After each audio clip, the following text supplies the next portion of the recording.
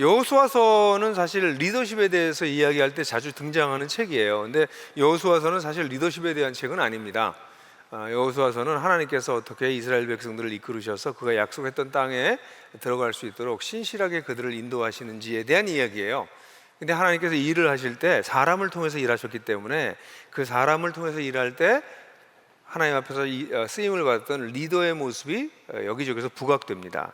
그래서 그 내용을 잘 살펴보면 훌륭한 리더는 이런 모습을 가질 수 있겠구나 하는 것을 미루어 짐작할 수 있는 부분이 있어요. 그래서 사실 리더십에 대해서만 따로 뽑아서 얘기를 하면 할 만한 것이 상당히 많기는 합니다. 근데 제가 이번에 여호수아서를 여러분들하고 다루면서 그 리더십에 대한 얘기를 많이 하지는 않았습니다. 리더십에 대해서 2018년에 설교할 때 8월 5일 날 언약가족 예배 때 모아서 전체적으로 여호수아 전체에 나타나는 리더의 한 5가지 특징 같은 걸 얘기했는데요. 그건 사실은 5번에 걸쳐서 더 깊이 있게 얘기 나눌 수 있는 내용이라고 할 수 있습니다.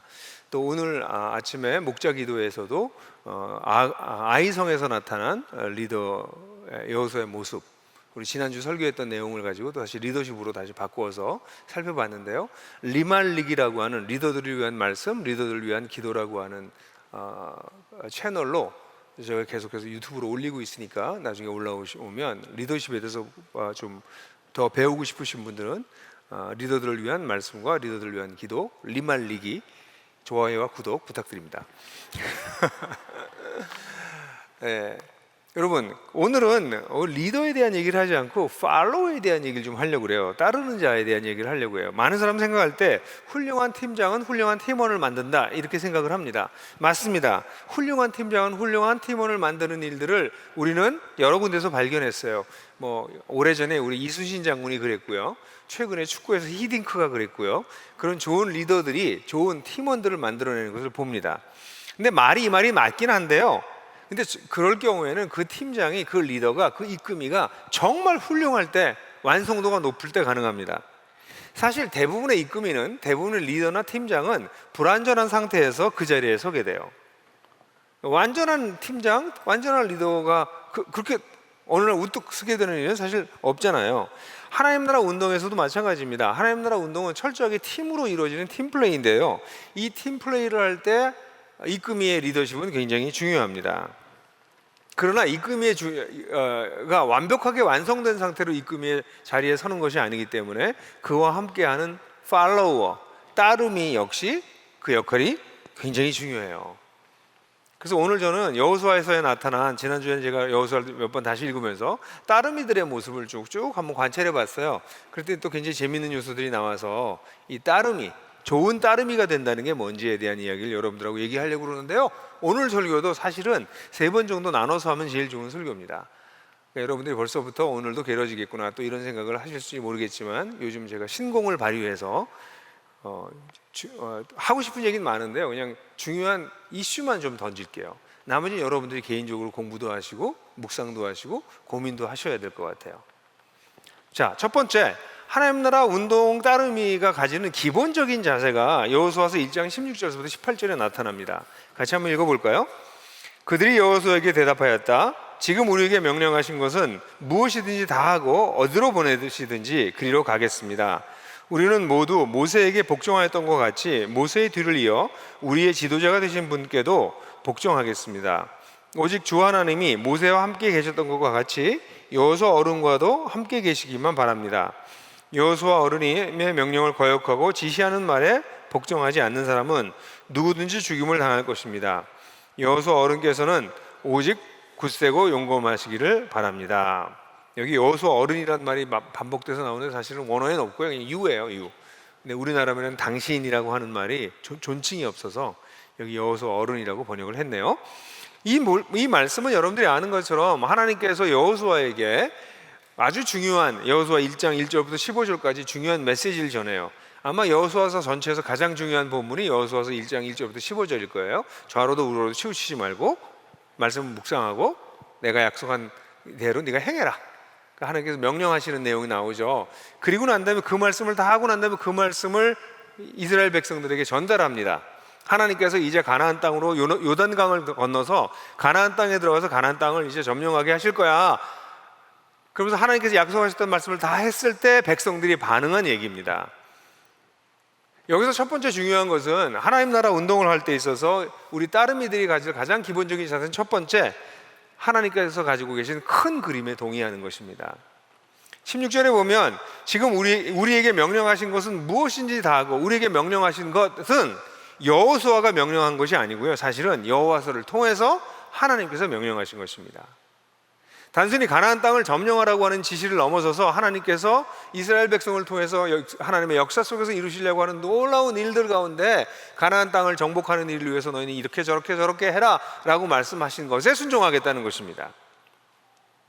하나님께서 모세를 통해서 모세와 함께 광야를 거치게 하시고 이제 가나안 땅에 들어가려고 하실 때 계획을 세우셨고 그것을 알려주셨을 때 거기에 동의했다는 것입니다. 팀으로 일할 때 가장 중요한 것은 왜 그 일을 하느냐, 미션입니다. 왜가 선명하지 않은 팀은 일하기가 되게 어렵습니다.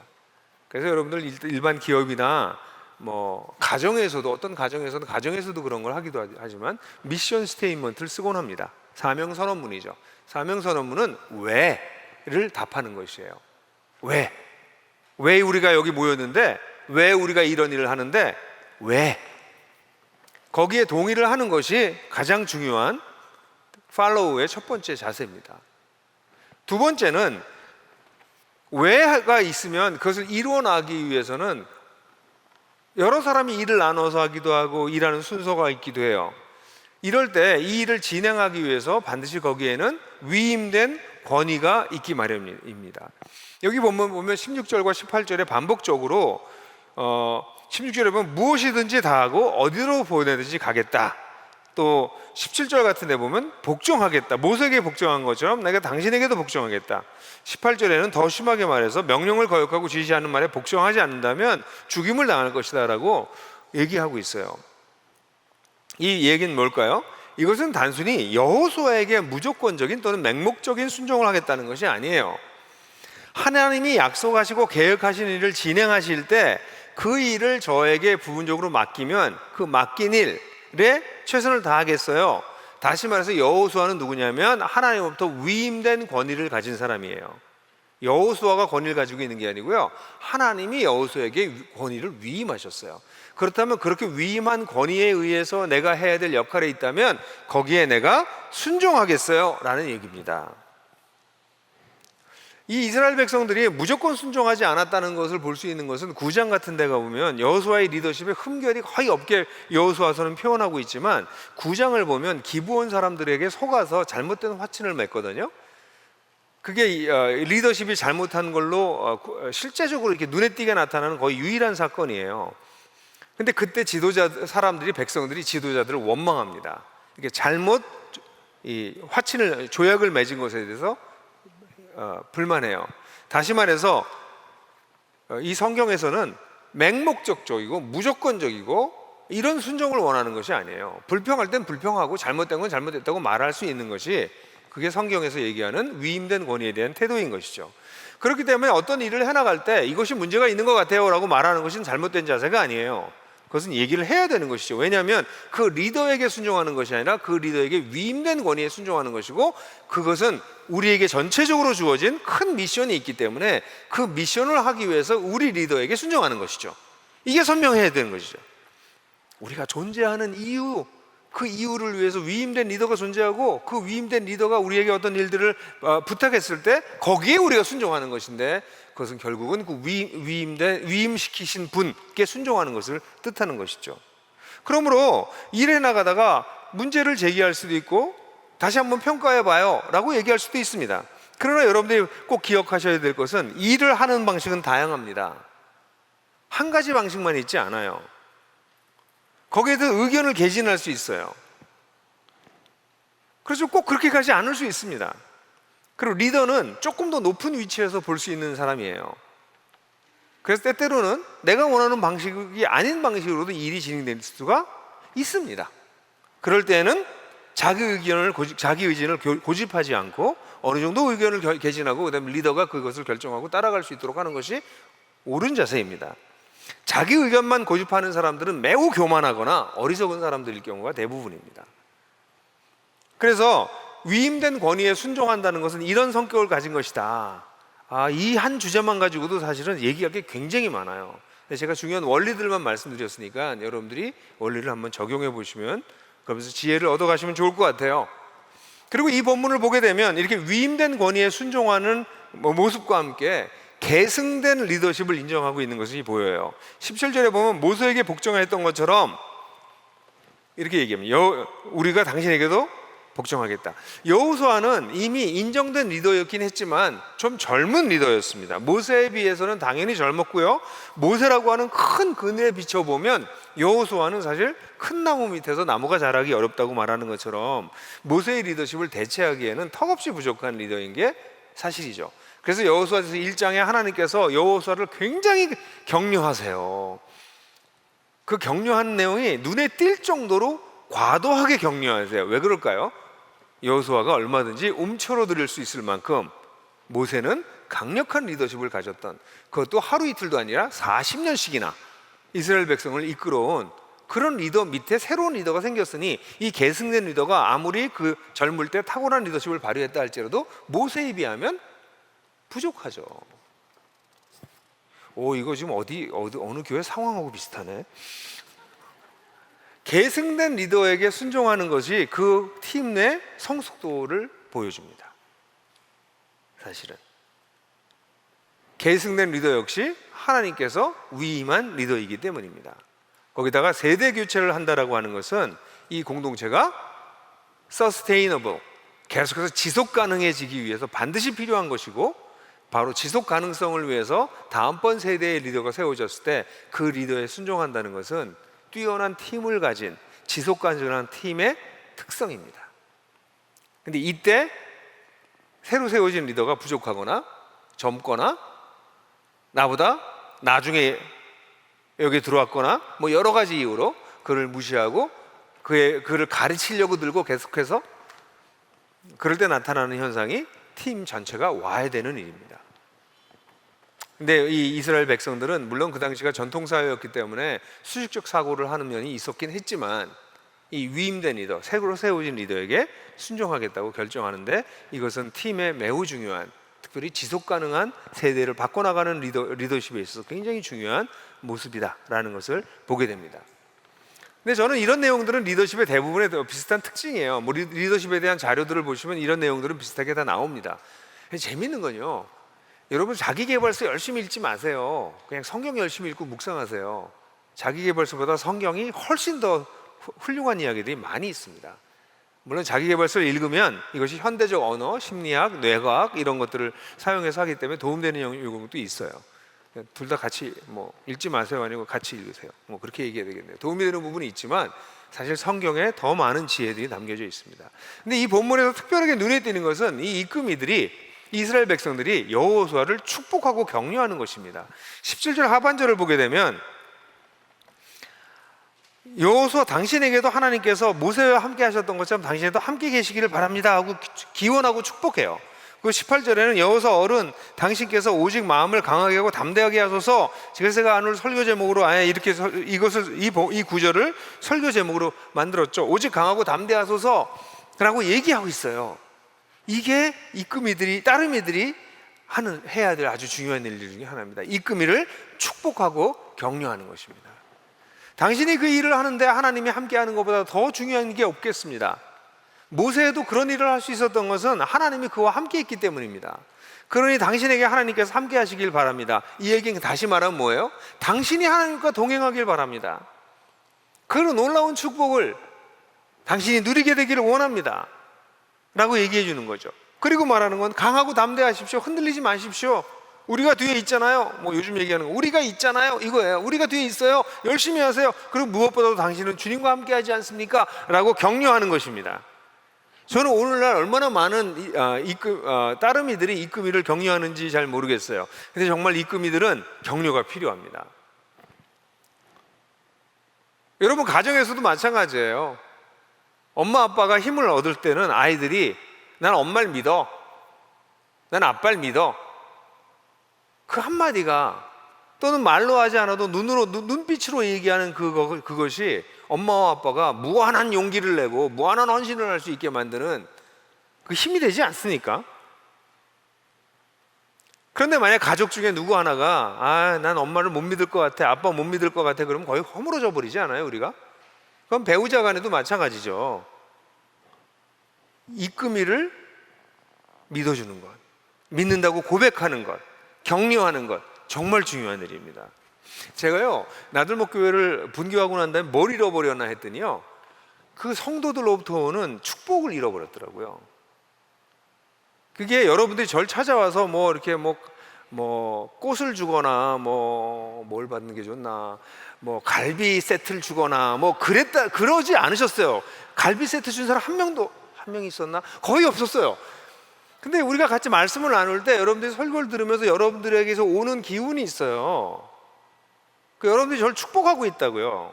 여러분, 저 사람이 무슨 소리냐 이렇게 듣지 않고요, 정말 수용하면서 기쁘게 듣거든요. 거기서 오는 격려가 말도 못했어요. 그게 그렇게 큰 건 줄은 목회를 내려놓고 난 다음에 알았어요. 내가 엄청난 걸 잃어버렸구나.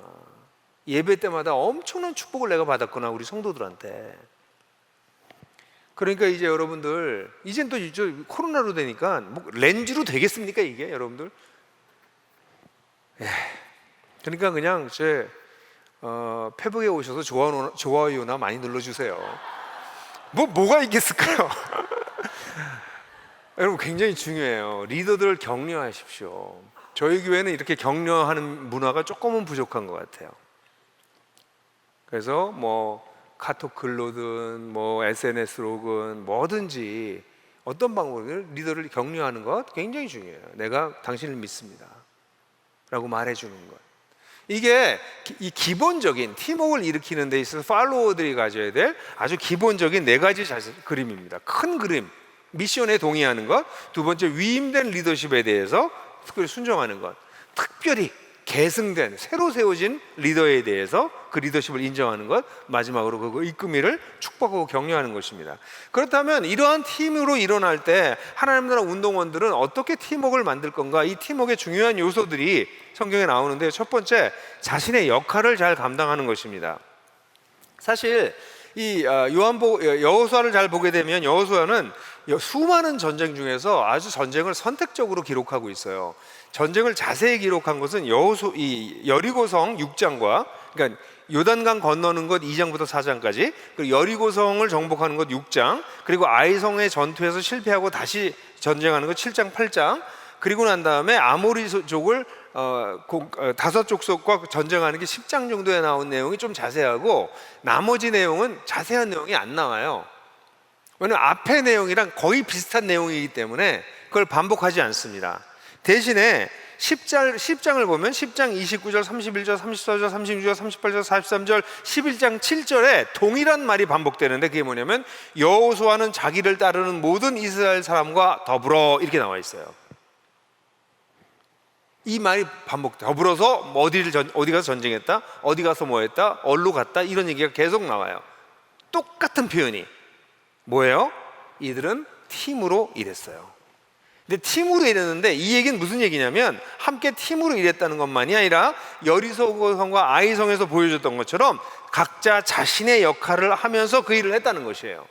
그냥 몰려다녔다는 것이 아니에요. 여호수아를 리더로 해서 나머지 사람들이 자신의 역할을 알았고 그 역할을 수행했다는 것을 이렇게 표현한 것이에요.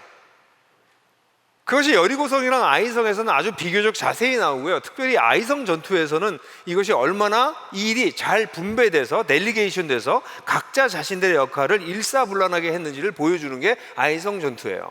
바로 지난주에 우리가 다뤘던 거죠. 그러므로 팀으로 일할 때 굉장히 중요한 것은 뭐냐면 자신의 역할이 선명해지는 것입니다.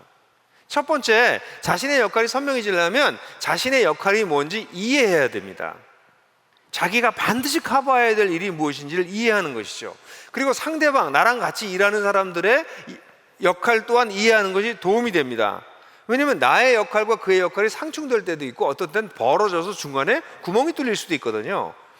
그러니까 전체 우리가 뭘 하느냐, 난 나한테 맡겨진 일만 해, 이건 팀이 아니에요. 팀은 나의 일을 충분히 이해하고 다른 팀원들의 역할도 이해하는 거죠. 가정교회 마찬가지예요. 가정교회에서 여러분 가정교회가 하나의 팀으로 잘 움직이는 것을 보면 자기 자신의 역할도 알지만 딴 사람의 역할도 잘 아는 사람들이 그 안에 있을 때 가정교회가 잘 움직여지지. 그냥 뭐 한번 난 나가주는 사람이야, 그런 사람들만 모여있는 가정교회는 목자가 얼마나 힘들겠어요. 자기 역할을 잘 이해하는 것이죠. 이거는요 모든 팀에서 영향을 끼쳐요. 여러분들이 가정이세요? 가정에서는 가정, 엄마는 엄마, 아빠는 아빠, 아이는 아이, 그 가족에서 그 살아가고 있는 사람들, 그들의 역할이 다 있거든요. 자신의 역할이. 그게 뭔지를 이해하는 것이 첫 번째가 중요합니다. 내 것만이 아니라 팀원의 것도. 두 번째는 그리고 난 다음에 그것을 신실하게 그 일에 최선을 다해서 약속을 이행하는 것입니다. 신실성은 어디에 있습니까? 그냥 열심히 하는 게 아니고요, 제일 중요한 건 약속을 지키는 데 있어요. 아이성 전투를 보게 되면 여호수아가 계획을 쫙 세워요. 이렇게 할 거야. 약속된 플레이를 이미 다 얘기합니다. 그리고 실제로 전쟁이 시작됐을 때 그 약속된 플레이대로 움직이기 시작해요. 근데 그때 약속을 안 지키면 작전 전체가 무너지는 거죠. 신실성이란 무엇이냐면 내가 열심히 해요가 아니에요. 열심히 하는 건 기본이고요, 열심히 해요, 성실히 해요가 아니라 약속을, 이미 함께한 약속을 수행하는 것을 뜻해요. 약속을 잘 지켜주는 거죠. 그래서 신뢰라고 하는, 난 너를 믿어 라고 하는 말은 다르게 말하면 이렇게 표현할 수 있어. 난 네가 예측이 가능해. 넌 네가 말한 대로 움직이니까, 약속한 대로 움직이니까 너는 예측이 가능해. 이렇게 얘기를 하는 거죠. 아, 우리 목자는 못 믿겠어요. 그럴 이유는 뭐냐면 목자는 말한 대로 행동하지 않으면 못 믿는 거죠. 약속한 대로 움직이지 않으면 믿기가 힘든 거죠. 신뢰는 예측 가능성에 있고, 예측 가능성은 사실 약속 이행에 있어요. 그러니까 팀으로 일한다라고 하는 것은 자신의 역할을 잘 이해하고 이렇게 신실하게 약속한 것을 잘 이행하는, 그래서 함께 팀 플레이가 일어날 수 있도록 같이 움직여주는 것이 이것이죠. 그러려면 물론 팀에서 같이 약속하고 뭐 이런 거 다 있어야 되겠죠. 얘기도 나누고 뭐 이런 거 있어야 되겠지만, 첫 번째 하나님 나라 운동을 할 때 아주 중요한 첫 번째 거가 자신의 역할을 잘 이해하고 그것을 신실하게 행하는 것이 첫 번째입니다. 두 번째는 위임된 권위를 행사하는 거예요. 모든 팀원들은 자기가 맡겨진 일이 있으면 그 맡겨진 일만큼 권위를 위임받아요. 그게 팀이에요. 난 시키는 일만 해. 그건 팀원이 아니고 그냥 조직원이에요. 부속이에요. 난 시키는 일만 해. 난 몰라. 이건 팀이 아니에요. 팀원은 함께 일하면서 나에게 맡겨진 일만큼 위임받아서 그 일을 하는 거거든요. 그게 대표적으로 나타나는 것이 여리고성의 정탐 갔던 정탐꾼이에요. 그 정탐꾼들이 갔더니 라합의 집에 숨어들었거든요. 그러니까 2장 12절 14절 한번 같이 읽어볼까요? 2장 14절 시작. 정탐꾼들이 그 여인에게 말하였다. 우리가 목숨을 내놓고도 약속한 것은 지키겠소. 우리가 한 일을 어느 누구에도 일러 바치지 않는다면 주님께서 우리에게 이 땅을 주실 때 우리는 친절과 성실을 다해서 그대를 대하겠소. 그래서 라합에게 이야기를 하고 라합으로부터 정보를 많이 받고 난 다음에 이 정탐꾼들이 얘기한 게 이 라합과 라합의 가족들을 살려달라고 얘기했을 때 뭐 밖에다가 빨간 줄을 내밀어 놓고 그럼 우리가 공격할 때 살려주겠다라고 현장에서 결정해요, 이 사람들이. 이게 이 위임받은 권위를 사용하는 사람 특징이에요. 그렇지 않은 사람은 어떻게 하는지 아세요? 그거는 내 소관 아니고요, 그건 여호수아한테 보고해서 결재를 받아야 할 수 있는 얘기예요. 이렇게 얘기하는 거예요. 우리가 함께 일할 때 우리에게 주어진 어떤 역할이 있으면 그 역할에 위임된 것에 대해서는 자기가 책임을 지고 현장에서 어떤 때는 보고하지 않고 상의하지 않고 결정을 내려야 되는데, 그것은 나한테 위임된 권위 안에서 하는 것이죠. 저는 좋은 사역자, 이건 지혜와도 관련된 것이지만 현장에서 내가 스스로 결정할 수 있는 것과 이건 스스로 결정하면 안 되고 이건 반드시 나의 이끌미와 함께 상의하고 결정해야 돼를 구별하는 것이 성숙이고 지혜라고 생각이 돼요. 이건 어떤 매뉴얼이 있는 게 아니거든요. 이건 내가 결정해야 될 일이구나, 이건 내가 책임져야 될 일이구나, 그래서 책임지고 결정할 일과 이건 내가 책임지면 안 되는구나, 이거는 내가 오버한 거고 나에게 주어진 내 위에 있는 권위를 무시하는 거구나, 이건 그분하고 얘기를 하고 해야 되는구나 라는 것을 분별할 수 있는 지혜가 필요한데, 여기 나오는 여호수아에 의해서 여리고성에 갔던 정탐꾼들은 굉장히 지혜롭게 결정을 해요. 그리고 난 다음에 근데 그들이 왜 그렇게 할 수 있었냐면 2장 24절에 보면 그들이 여호수아에게 말하였다. 주님께서 그 땅을 우리 모두에게 손에 넘어주셨으므로 그 땅의 모든 주민이 우리를 무서워하고 있습니다. 사실 그렇게 무서워하고 있지 않았거든요. 여리고성의 사람들이. 오히려 그 사람들이 무서워서 숨어있다 도망쳐서 나오는 게 정탐꾼들이거든요. 근데 그들은 하나님께서 여리고성을 주셨다는 걸 정말 믿었어요. 그 큰 그림 속에서 그것을 보았기 때문에 그런 자신감이 있었기 때문에 이렇게 얘기할 수 있었고, 그런 미션에 대한 자신에게 주어진 사명에 대한 헌신이 있었기 때문에 현장에서 자신이 결정해야 될 것은 자신이 결정하는 위임된 권위를 사용할 줄 알았던 거죠. 제가 오랫동안 일을 하면서 자신에게 위임된 권위를 지혜롭게 잘 사용하는 동역자들하고 일할 때가 너무 좋아요. 근데 어떤 때 힘드냐면 자꾸 와서 물어봐야 되는, 자신이 없기 때문에 이걸 할까요 말까요? 그건 제가 할 수 있는 게 아니죠. 제가 책임질 수 있는 게 아니죠. 그 책임을 안 지려고 하는, 그래서 계속 자꾸 물어보는 그런 분들하고 일하면 쉽진 않죠. 또 반대로 본인이 결정하면 안 되는 걸 막 결정하고서 막 밀고 나가는 사람들, 그런 분들하고 같이 일하는 것도 굉장히 힘들더라고요. 자신에게 위임된 권위를 잘 사용할 줄 아는 지혜, 이게 팀워크를 이루는데 굉장히 중요한 배워야 될 요소겠죠. 세 번째는 이러한 일을 해나갈 때 반드시 앞장서서 나가는 중간 리더가 있어요. 팀원이 다 똑같지가 않습니다. 팀원 중에서 누군가는 먼저 앞장서서 나가야 되는데, 우리 이 여호수아서에서 발견되는 중간 리더들이라고 말할 수 있는 분들은 제사장들이에요. 제사장들이 위기 상황에 늘 제일 먼저 나갑니다. 그래서 요단강을 건널 때 우리 눈에 띄는 것은 이제 이 요단강 물이 추수 때가 돼가지고 가장 물이 높을 때였습니다. 물살이 가장 높았고, 지금도 요단강이 이때에는 그때 물에 들어가서 익사 사고가 많이 일어나요. 요단강에 가서 세례받다가 물에 빠져서 익사되는 경우가 가끔 있는데, 그거는 요때 물살이 굉장히 셀 때 요단강에 들어가기 때문이에요. 바로 그렇게 물살이 가장 셀 때 이스라엘 백성이 요단강을 건너게 되거든요. 그럴 때 제일 먼저 한 게 이스라엘 백성들, 이 제사장이 발을 딛고 들어가기 시작합니다. 그때 물이 갈라지기 시작해요. 누가 그걸 하고 싶겠어요? 누가 제일 먼저 그거 하고 싶겠어요? 근데 들어갑니다. 이 제사장들이 언약궤를 메고 그렇게 들어갑니다. 앞장서는 사람이 있는 것이죠. 늘 앞장서는 리더들이, 중간 리더들이 있는 거예요. 근데 이 사람이 들어가서 그다음에 어떻게 하냐면, 이 이스라엘 백성이 다 지나갈 때까지 요단강 한가운데 서 있습니다. 이거 정말 못할 짓이죠. 아니, 들어가는 건 들어갔다가 안 갈라지면 발이라도 빼면 되지. 들어갔어요. 갈라져 있어요. 이거 언제 덮칠지 몰라요. 거기 끝까지 서 있어야 돼. 이건 훌륭한 중간 리더입니다. 앞장서서 리스크를 담당하는, 어려움을 담당하는 리더들이에요. 어느 공동체든 이런 사람이 있습니다. 가정에도 있고요, 회사의 팀에도 있고요, 당연히 가정교회에도 있습니다. 누군가가 리스크를, 어려움을, 위험을 먼저 감당하고 끝까지 그 위험성을 붙들고 씨름해주는 사람, 리더가 아니지만 이런 사람이 있는 팀은 파워풀합니다. 이게 참 놀라운 모습이라고 말할 수 있어요. 저는 이게 이런 사람들이, 이렇게 앞장서서 걷는 자들이 축복이 있다고 생각해요. 하나님의 기적을 가장 먼저 경험하는 사람들입니다. 늘. 저는 그런 상상도 해봐요. 가나의 혼인집에서 예수님께서 하인들에게 물동이에 물을 갖다 집어넣어라 그랬을 때 그 하인들이 누가 하려고 했겠어요? 아니, 지금 포도주가 없는데 물을 갖다 드리라고 하라고? 이거 뭐야? 그래서 전부 다 궁시렁궁시렁 대고 있었을걸요? 그 중에 누군가가 제일 먼저 물을 갖다가 집어넣겠죠. 물을 집어넣는데 그 안에서 포도주가 바뀌는 거죠.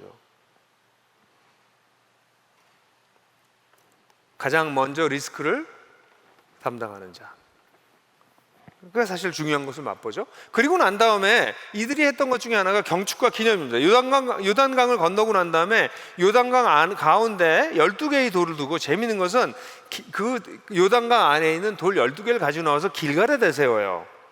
그 4장 21절부터 24절에 그 얘기가 나오는데 한번 읽어볼까요? 시작. 이스라엘 자손에게 이렇게 말하였다. 당신들 자손이 훗날 그 아버지들에게 이 돌들의 뜻이 무엇인지를 묻거든 당신들은 자손에게 이렇게 알려주십시오. 이스라엘 백성이 이 요단강을 마른 땅으로 건넜다. 우리가 홍해를 다 건널 때까지 주 우리의 하나님이 우리 앞에서 그것을 마르게 하신 것과 같이 우리가 요단강을 다 건널 때까지 주 우리의 하나님이 요단강물을 마르게 하셨다. 그렇게 하신 것은 땅의 모든 백성이 주님의 능력이 얼마나 강하신가를 알도록 하고 우리가 영원토록 주 우리의 하나님을 경외하도록 하려는 것이다. 좋은 팀에서는 반드시, 특별히 하나님의 좋은 팀에서는 경축이 있습니다. 축하 파티가 있어요. 하나님께서 하신 일에 대해서 감사하는 감사의 예배가 거기에 있습니다. 그래서 그런 일들이 있을 때 잘 됐군 하고 넘어가는 것이 아니라 함께 기뻐하고 함께 즐거워하는 시간을 갖는 거죠. 여러분들 가정교회에서 무슨 일이 있으면 잘 됐어, 참 다행이야 하고 지나갈 수도 있지만, 어떤 가정교회에서는 야 잠깐 스톱하고 우리 하나님께 감사의 기도를 드리자. 지난주에 우리가 이 문제 가지고 기도도 하고 고민도 했는데 하나님께서 이렇게 응답을 하셨네, 같이 감사하자. 이거는 우리끼리 좋아하고 다 잘 됐다고 덕담을 주는 거에서 갑자기 이것이 수평적인 어떤 감사에서 수직적 감사로 바뀌는 영적인 부분이에요. 그래서 잘 넘어왔잖아요. 그럼 잘 됐네. 우리가 이거 요단강을 건넜어. 우리 조상들이 홍해를 건넌 것처럼 우린 요단강을 건넜네. 아싸 좋네. 이러고 끝나는 게 아니라 이 일을 이루신 하나님 너무 감사합니다. 이걸 우리가 어떻게 이걸 할 수 있었겠습니까? 이건 다른 얘기예요. 근데 수많은 사람들이 하나님의 기적을 경험하지 못하는 이유는 하나님께서 하시는 것을 인정하지 않고 그냥 좋아라 하고 끝나는 거기 때문에 그래요. 하나님께서는 우리 속에서 사실은 굉장히 놀라운 일을 끊임없이 하시거든요. 근데 하나님은 기계적인 존재도 아니고 우리를 베이비시팅하면서 그냥 사탕이나 계속 주시는 분도 아니고, 그래서 하나님은 하나님께서 하시는 일을 우리가 알아채고 하나님을 더 선명하게 의식하고 움직이길 바래요. 그래서 감사가 중요해요.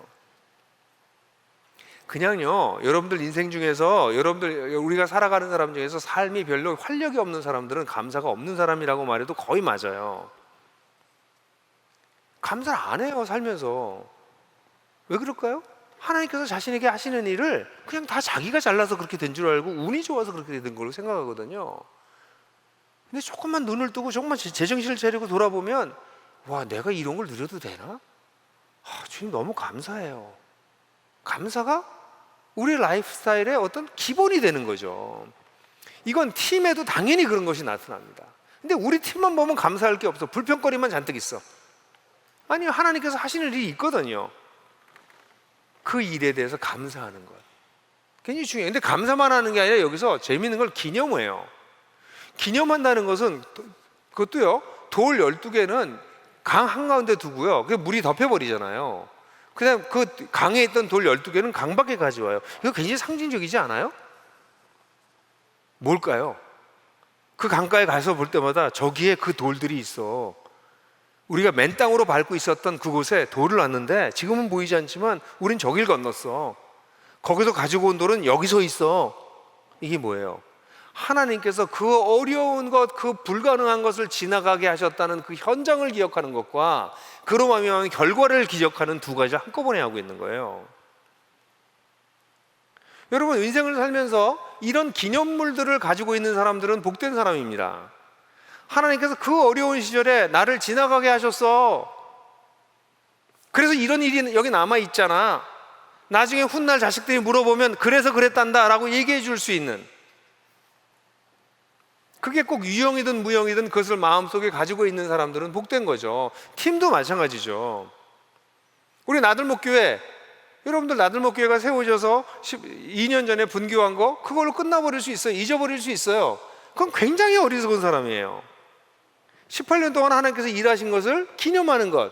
그 나들목교회는 어떤 면에서 요단강에 잠겨서 이제 안 보일지 몰라요. 이젠 5교회, 물 밖에 나와 있는 5교회가 보이는 거죠. 길갈에 12개의 돌이 있는 것처럼. 그렇지만 이 교회가 이 돌이 나오기 전에 18년 동안 걸어왔던, 그래서 지금 물속에 잠겨서 보이지 않게 된 나들목교회가 있거든요. 이걸 가지고 뭐 계속해서 여기를 나들목교회 때는 어떻고 나들목교회 때는 어떻고 그 얘기를 하는 게 아니라, 그때 하나님께서 무슨 일을 하셨는가, 어떻게 일하셨는가를 잊어버린다면 이제 하나님께서 새롭게 하시는 일에 대한 뿌리를 잃어버리는 것이죠. 그래서 기념하는 게 중요해요. 그 기념은 누구의 이름을 높이는 것이 아니라 하나님께서 우리의 인생과 우리 역사 속에서 어떤 식으로 일하셨는가를 늘 다시 생각하게 하는 것이죠. 저는 개인적으로 제가 사역한 곳을 떠날 때마다 사람들에게 부탁하는 게 있어요. 제가 사역을 길게 했던 곳이 3군데가 있어요. 철들고 난 다음에. 근데 그럴 때 떠날 때마다 감사패를 준다고 그래요. 그럼 저는 꼭 부탁해. 감사패 뒤에 현재 나와 그때 함께 했던 사람들의 이름을 적어줘. 그래서 제가 후암 장로교회에서 청년부를 떠날 때 예수의 젊은 놈들이라고 하는 패를 받았는데, 그 패 뒤에는 100여 명이 되는 청년들의 이름이 있습니다. 제가 뉴 커뮤니티 처치 오브 시카고에서 세웠던 교회를 떴는데 거기서 감사패를 줬는데, 그 뒤에는 그때 저와 함께 했던 사람들의 친구들의 이름이 한 50명 가까운 이름이 있습니다. 나들목교회를 그만두고 감사패를 받을 때 그 뒤에 목자 다 쓸 수가 없어서 1,500명을 쓸 수 없어서 목자 이름들만 써주세요. 목자 이름을 쫙 썼습니다. 왜 그럴까요? 나이 들어서 그분들 기억하려고요. 하나님께서 일했던, 나와 함께 일했던 사람들을 기억하려고요. 그 패가 무슨 소용이 있겠어요? 근데 그 뒤에 있는 이름은 저한테 소중한 사람들이거든요. 여러분, 이게 기념의 영성이에요.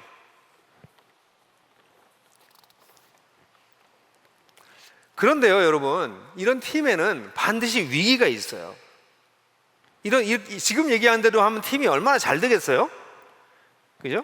팀원들이 그런 자세를 가지고 있고 팀에 있는 이런 요소들을 잘 활용한다면 너무너무 좋을 것 같죠. 그렇지만 팀에는 반드시 위기가 있어요. 그리고 그 위기를 극복하면서 그 팀은 완성돼요. 사실은 이 여호수아서도 마찬가지예요. 여러분들이 봤던 것처럼 가장 큰 위기는 지난주에 다뤘던 아간적 요소였어요. 하나님의 것을 자기 것으로 취했던, 이것은 굉장히 적극적 불순종이죠. 부지불식간의 불순종이 아니라 하나님의 뜻에 정면으로 반대한 불순종이었어요. 근데 문제는 이렇게 팀으로 일할 때는 한 사람의 하나님 앞에서 불순종했을 때, 또는 이걸 좀 작게 얘기해서 한 사람이 자신의 역할을 등한시하거나 이행하지 않았을 때, 이것이 공동체 전체에 영향을 끼쳐요. 이 사건은 도덕적인 잘못, 영적인 잘못이 전쟁 전체에 영향을 끼친 상징적인 케이스예요. 한 사람의 실패가 공동체 전체에 영향을 끼친 경우죠. 이럴 경우에는 어떻게 해야 돼요? 죄에 대해서 회개하는 것입니다. 성결하게 하는 것입니다. 잘못된 것을 바로잡는 것입니다. 사실 이 요소를 발견하는 것이 이 팀이 약화되는 것, 한 팀으로 일하는데 약화되는 데 가장 중요합니다. 무엇을 발견해야 될까요? 그것은 why, 미션 스테이트먼트가 있잖아요. 왜 우리가 그걸 하려고 하는가, 왜 우린 모였는가에 반드시 거기 뭐가 들어가냐면요, 셀프 아젠다가 들어가요. 자기 의제가 들어가요. 내가 하고 싶은 게 들어가. 근데 내가 하고 싶은 게 없을 수는 없는데, 내가 하고 싶은 것 때문에 전체를 해야 되는 것을 조작하거나 이것을 무시하거나 이것을 유도하거나, 그래서 나의 무언가를 성취하려고 하는 것이 팀을 깨는 가장 큰 이유예요. 그걸 아간적 요소라고 저는 불러요. 이거 찾아내는 게 쉽지는 않아요. 왜냐하면 리더들조차도 미션을 위해서 이걸 한다고 하지만 사실은 자기 아젠다 때문에 그걸 하는 사람들이 많기 때문에 우린 너무 잘 속여요. 그래서 우린 저걸 위해서 해. 근데 사실은 난 이걸 위해서 하는 거야. 이게 속에 있는 거죠. 이런 요소가 팀 내에 늘 있기 때문에 팀에서는 끊임없이 갈등이 일어나요. 이럴 때 나타나는 게 갈등이에요. 지난주에 우리가 야고보서를 묵상했는데 야고보서 4장 1절에 아주 핵심적인 말씀이 나오지 않습니까? 제가 읽어드릴게요. 무엇 때문에 여러분 가운데 싸움이나 분쟁이 일어납니까? 여러분들의 지체들 안에서 싸우고 있는 육신의 욕심에서 생기는 것이 아닙니까? 이게 지금 제가 얘기한 얘기를 야고보 사도의 말로 표현한 거예요. 제가 조금 전에 여러분들에게 말씀드린 것은 야고보 사도의 말을 현대 언어로 바꿨을 뿐이에요. 왜 여러분들이 사랑하고 하나가 되고 함께 가야 되는데 여러분 가운데 분쟁이 있습니까? 여러분 욕심 때문에 그런 일이 생기는 것이 아닙니까? 우리가 하나의 목적을 향해서 하나의 미션을 가지고 왜 존재하는지를 가지고 함께 일을 해나가는데 왜 분쟁이 있고 왜 자꾸 싸움이 일어납니까? 그건 당신들이 보이지 않는 셀프 아젠다가 있어서 그렇지. 이것을 찾아내는 것, 이것이 그리스도인 리더들이 특별히 해야 될 것이고 특별히 성숙해 나가는 그리스도인 따르미들이 해야 될 일입니다. 자기를 성찰해보고 나에게 이런 요소가 있어서 내가 이러는구나, 이게 하나님에 맞지 않으니까 이걸 좀 내려놓는 연습을 해야 되겠네, 이 욕망을 좀 태워버려야 되겠네. 이게 주로 작동하지 않도록 해야 되겠네. 그런 것을 해나갈 때 우리 입금이들은 성장하게 되는 겁니다. 하고 싶은 대로 다 해서 성장하는 사람은 아무도 없어요. 그래서 첫 번째 중요한 것, 이 아간적 요소라고 한 표현, 그것이 우리 팀 전체에 실패를 가져오지 않도록 잘 생각하시고 살펴보시고 성찰하는 것이 필요합니다. 두 번째는 감사와 주도성 대신에 욕심과 합리화를 내디는 거예요. 나중에 16장, 17장을 보면 땅을 다 분배하고 난 다음에 에브라임 지파와 문에서 반지파, 특별히 북쪽에 잘 안착한 지파들 중에서 이들이 땅을 더 좀 가졌으면 좋겠다고 얘기하면서 불평을 합니다. 17장 14절에서부터 15절, 16절은 제가 읽어드릴게요. 요셉 자손이 여호수아에게 말하였다. 주님께서 지금까지 우리에게 복을 주셔서 우리가 큰 무리가 되었는데, 여기까지 참 맞아요. 하나님께서 복 주셔서 큰 무리가 되었는데 어른께서는 왜 우리에게 한 번만 제비를 뽑아서 한 몫만 유산으로 주십니까? 다 한 번씩 뽑았거든요. 근데 자기네가 커졌다 이거예요. 이거 모자르다는 거지. 15절에 여호수아가 그렇게 말하였다. 당신들이 큰 무리여서 에브라임 산간지방이 당신들에게 작다면 거기에서 브리스 사람과 르바이 사람의 땅인 살림지대로 올라가서 그곳을 계속 개간하십시오. 너희들이 굉장히 축복받아서 땅도 가졌지만 숫자도 늘었구나. 그럼 땅을 더 달라고 하지 말고 또 다른 땅, 너희들 바로 옆에 있는 땅을 올라가서 개간하면 되잖아. 그러자 요셉 자손이 말하였다. 그 산간지방은 우리에게 넉넉하지 못하고 그 골짜기 땅, 곧 벳산과 그 변두리 마을과 이스라엘 골짜기에 사는 가나안 사람들에게는 다 철병기가 있습니다. 철병거가 있습니다. 철병거는 그 당시에 첨단 무기예요. 여러분, 뭐가 잘 되고 감사하잖아요. 그럼 대부분 거기에서 그 다음에 해야 될 것은 그것을 기반으로 주도성을 가지고 그 다음 일을 해야 되는데, 훌륭하지 않은 팀에서 일어나는 일은 이게 잘 되면 그게 기득권이 되고, 이 정도 됐으면 좀 더 줘야 되는 거 아니야? 우리가 이렇게 많이 노력했고 이렇게 성과가 있잖아. 그럼 더 줘야지 라고 얘기하는 자세를 갖게 되는 것이에요. 결국은 욕심인 거죠. 축복을 받아서 그렇게 됐다는 것을 알면서도 불구하고 더 큰 탐욕을 부리기 시작하고, 그리고 그러면 좀 더 어려운 것들이 있어. 그 어려운 걸 치고 나가서 해볼까? 라고 얘기하면 거기엔 철병거가 있잖아. 어려워, 못하겠어. 삼림이고 올라가야 되고 거긴 조건이 좋지 않아요 하고 합리화를 하는 것이죠. 특별히 팀이 성공할 때 나타나는 현상이에요. 어떤 가정교회가 성공할 때 나타나는 현상이에요. 야, 우리 가정교회 너무 좋지 않냐? 그렇지만 좋지만 어떻게 우리 가정교회 아직도 못 들어오고 있는 사람이 이렇게 많은데 우리 가정교회를 분가해야지. 괜찮아, 이 정도 됐으면 우리끼리 좀 더 잘 지내야지. 왜 또 이걸 쪼개기는. 지난주에 누가 이런 말을 하셨다고요? 그럴 수 있겠죠? 이제로 그냥 있어. 이거는 좀 연합교회에서 할 일이지, 이걸 왜 또 우리가 또 해요? 목자님은 하여간 오지랖이야, 이런 것 말. 하나님이 우리에게 복을 주셨을 때 이 복 주신 걸 통해서 그 다음은 우리가 뭘 할 수 있을까를 묻는 것이 아니라, 주도적으로 묻는 것이 아니라 그냥 편안하게 쉽게 가려고 하는 욕심, 그리고 어려움을 극복하는 것에 대해서는 당연히 못하지 하고 합리화하는 것. 이게 성공하는 팀들의 특징이에요. 그래서 우리 기업으로 얘기하면 성공하는 기업들이 30년 넘어가서 존재하지 못하는 이유가 더 이상의 모험을, 도서관의 혁신을 하지 않고 과거에 일어났던 성공에 취해 있기 때문에 한 세대를 가지 못한다, 이런 얘기 여러분들 다 아시잖아요. 다 같은 얘기예요. 그래서 두 번째는 감사와 주도성을 가지고 움직이는 것 대신에 자신의 욕심을 부리고 그리고 합리화를 하는 것, 이게 이 팀워크를 약화시키는 것인데요. 이때 여호수아는 이 모험을 감행하라고 요구합니다. 17장 17절부터 18절은 여러분들 강의 안에 있죠? 한번 같이 읽어봅시다. 시작. 여호수아가 다시 요셉 족속인 에브라임 지파와 서쪽 브라세 지파에게 말하였다. 당신들은 큰 무리요 큰 세력도 가졌으니 한 몫만 가질 일이 아닙니다. 산간지방도 당신들의 될 것이요, 산간지방이라 하더라도 그것을 개간하여 이 끝에서 저 끝까지 차지하시오. 가나안 사람들이 철병거를 가져서 강하다 하더라도 당신들은 그들을 쫓아낼 수 있어. 여호수아가 모든 걸 다 알고 있지만, 위험 요소가 있다는 걸 알지만 격려해서 강권합니다. 여기서 실제로 결과가 어떻게 되는지 성경에 안 나타나 있어요. 이들이 진짜 여호수아의 이런 강권을 듣고 이 살림 지방으로 지경을 확대했는지 안 했는지는 이야기가 나오지 않고 있지만 안 했을 가능성이 높은 것 같아요. 왜냐하면 가나안 땅 정복이 결국은 완벽하게 성공하지 못한 정복으로 끝나거든요. 이런 이유들 때문이 아닌가 싶어요.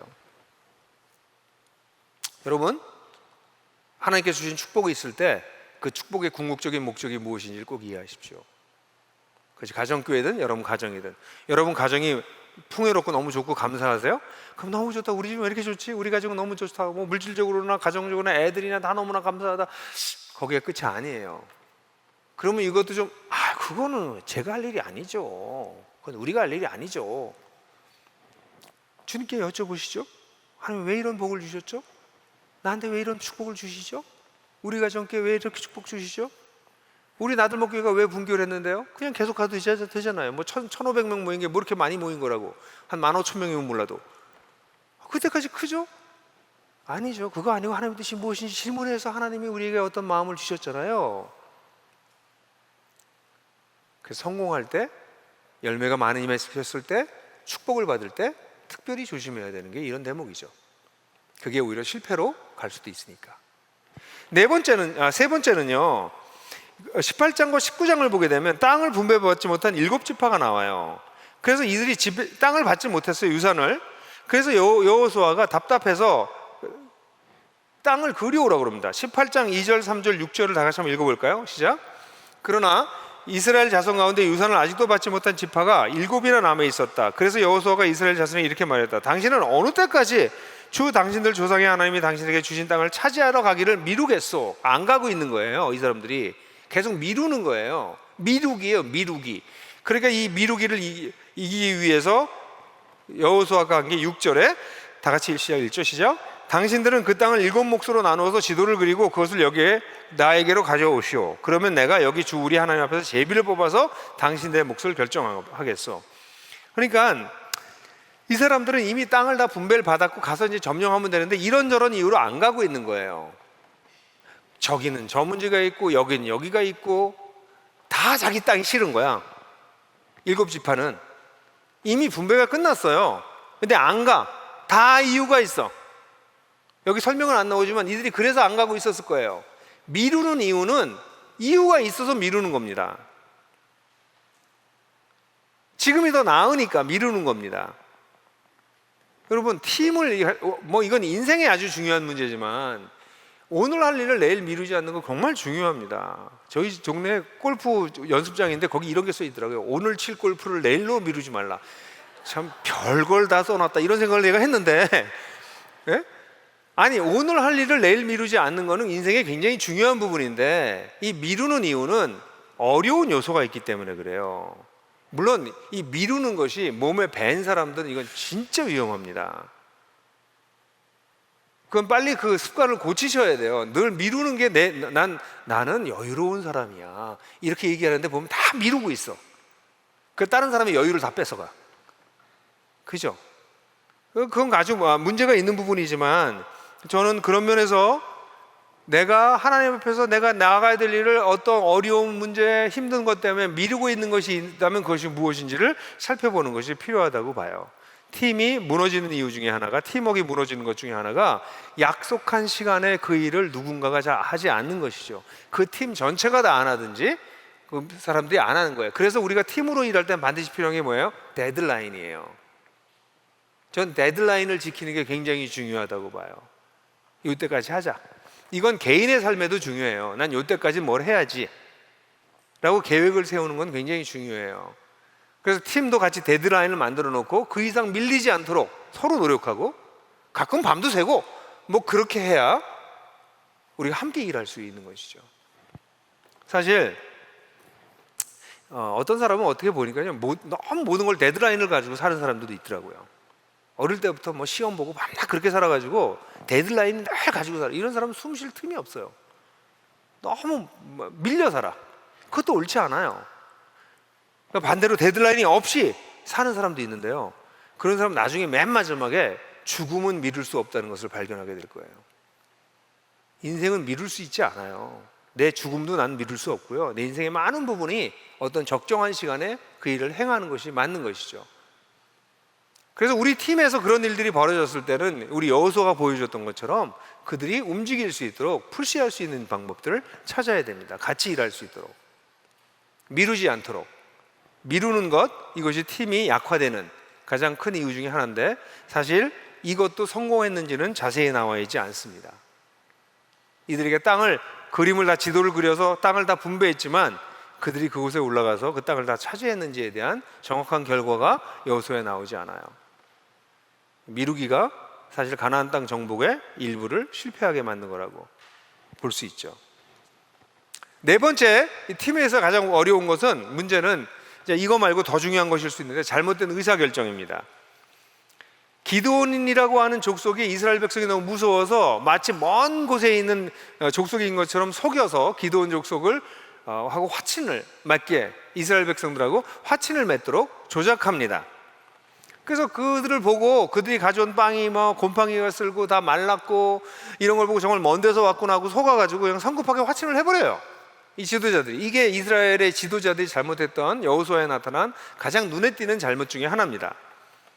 그랬더니 9장 18절 19절 한번 같이 읽을까요? 시작. 그러나 이스라엘 자손은 회중의 지도자들이 주 이스라엘의 하나님의 이름을 두고 조약을 지키기로 그들에게 맹세하였기 때문에 그들을 칠 수 없었다.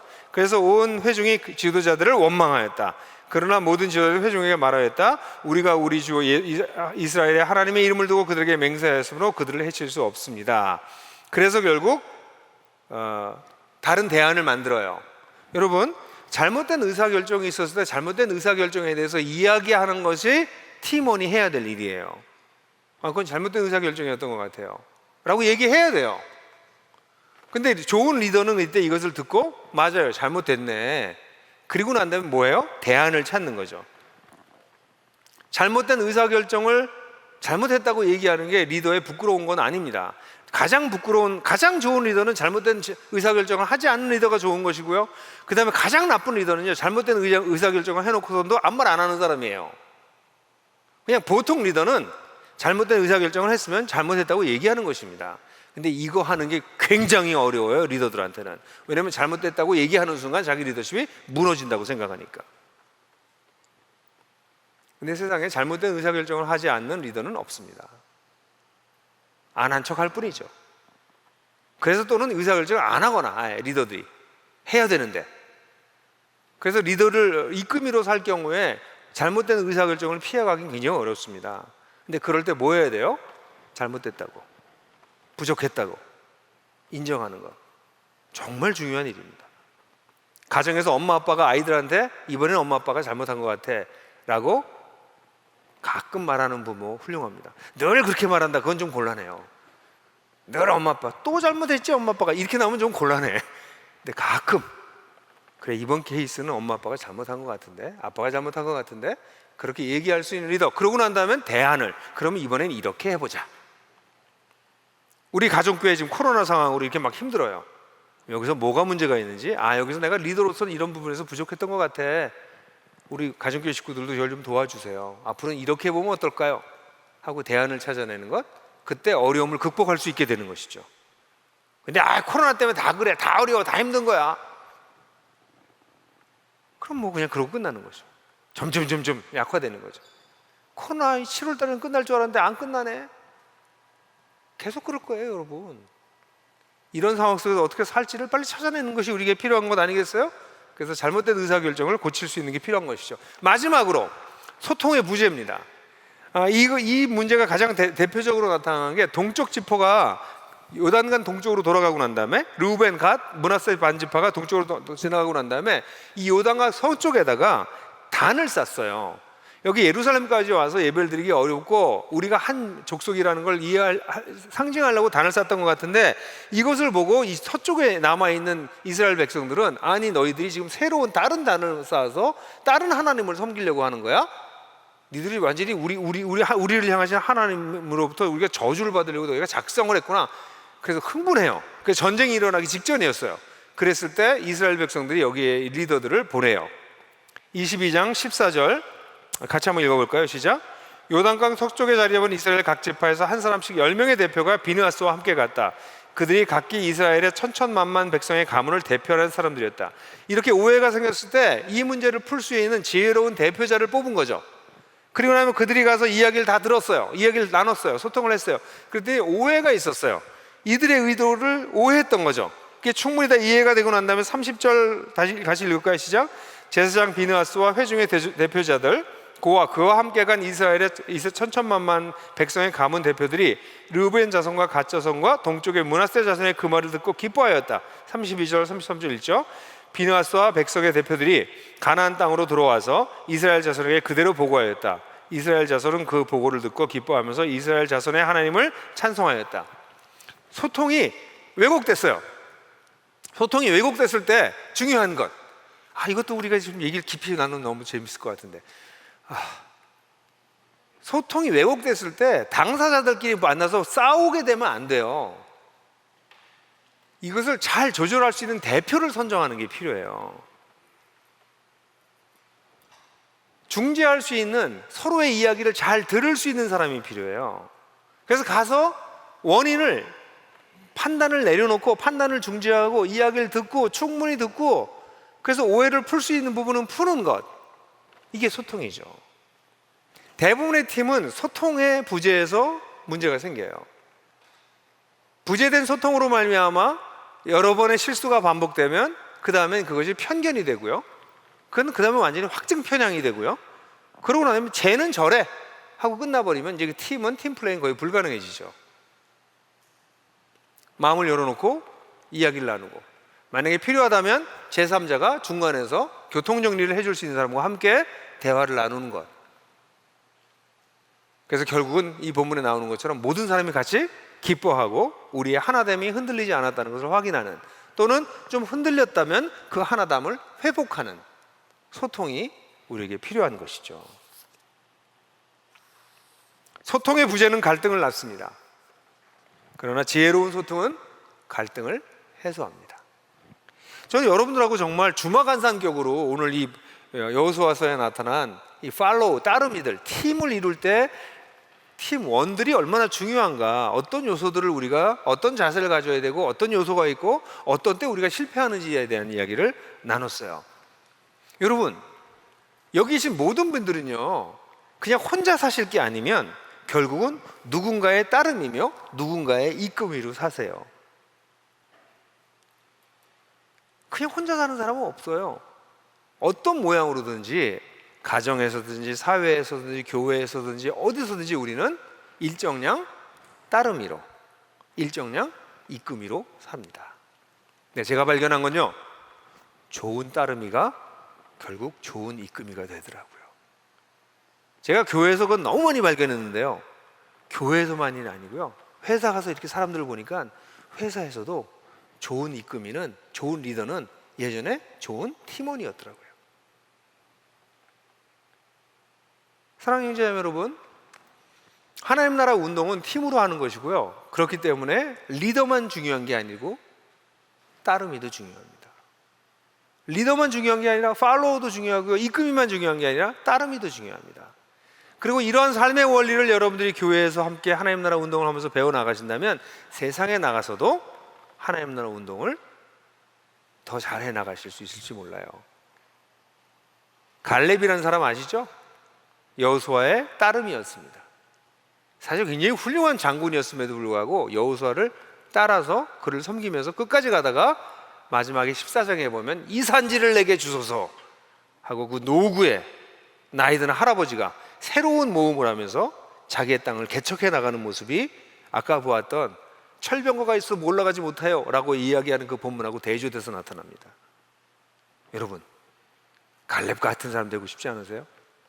훌륭한 팔로워로 살다가, 훌륭한 이끌미로 살다가 어느 날 더 훌륭한 이끌미로 발돋움하는,